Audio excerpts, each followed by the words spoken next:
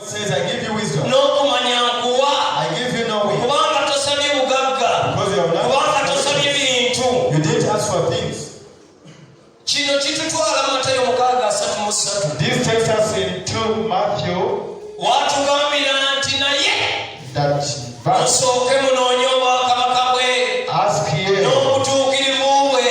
of God, and others shall be added to you. Praise be to God.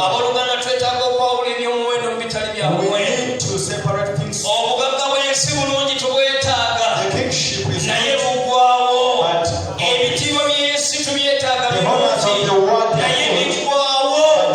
they perish. But we need what does not disappear. That's why Solomon asked God gave him wisdom. Solomon gave him wisdom.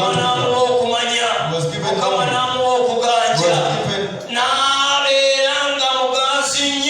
he was a favored man in the whole entire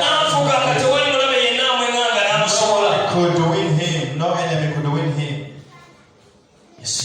Praise be to God. Because he was given riches, everything that he desired. Wow. He was given honor, which has not been given to any other king. Praise be